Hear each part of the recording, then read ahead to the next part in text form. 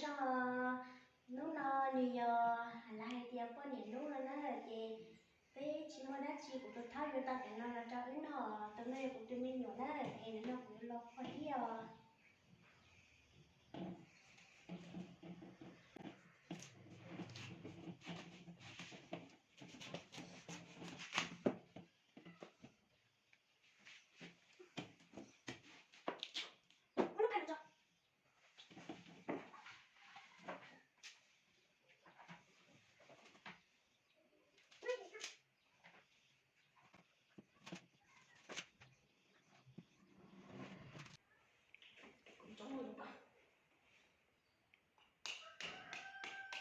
ไม่ต้องกับผ้าจอย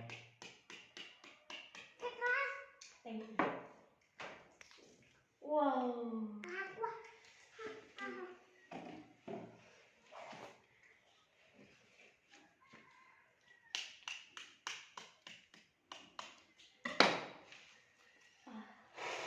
wow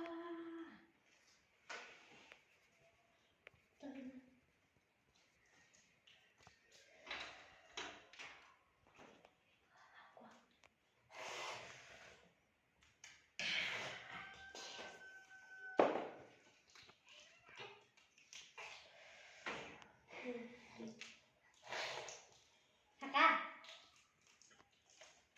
một cô tới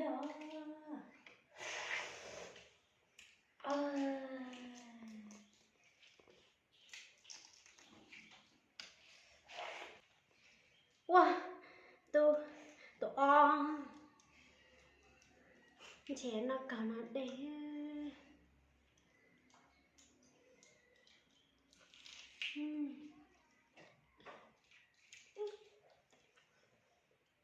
nè ở nào nữa à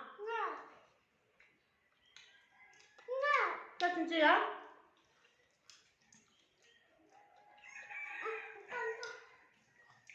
tao còn muốn买đời tao là cái nào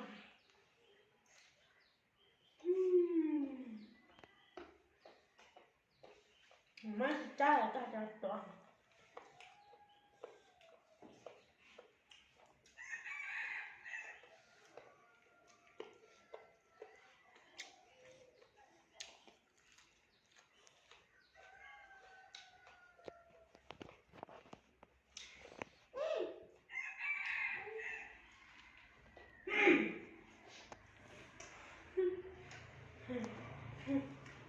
bắt ra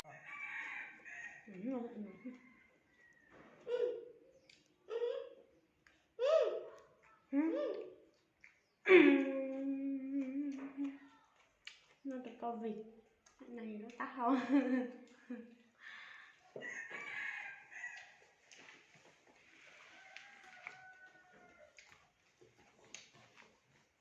con nó tái lửa nó thoát được nó tụi con vịt hết hồ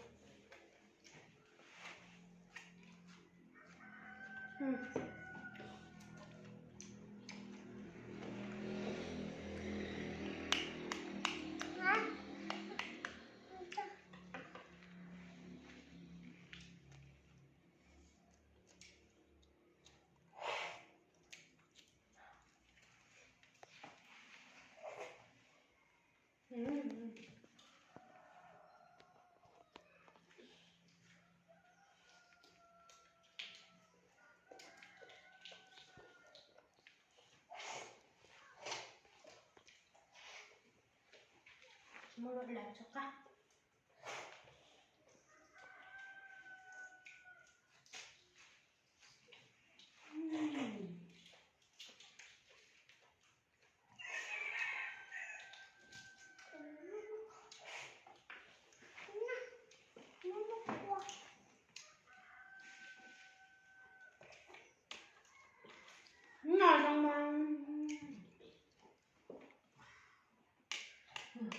ngồi trong ông thái đâu ha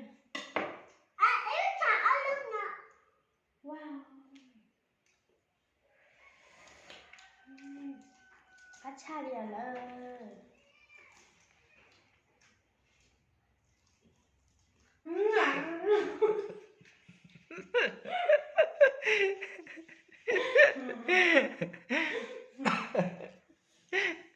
Nó kìa kìa.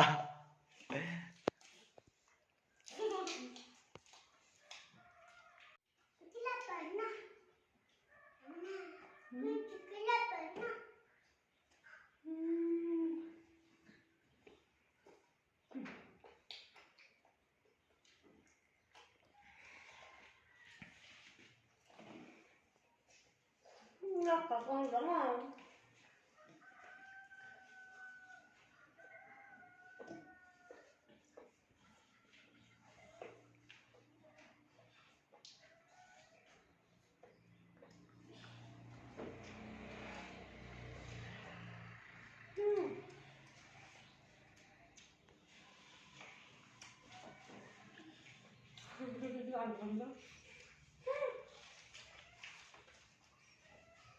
Nó sầu luôn.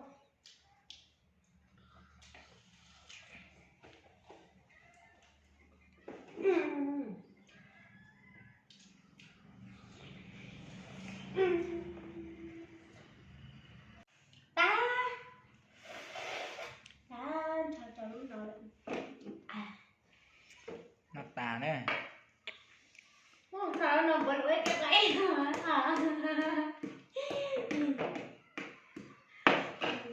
nó đánh tròn tròn cái cũng nó cái bún nó mà bún nó Bún nó hò. Bún nó. bún nó ấy nó phải chọn Ít làm bún muối nó, ít làm bún bố ăn nó. Ít làm bố ăn nó. Wow.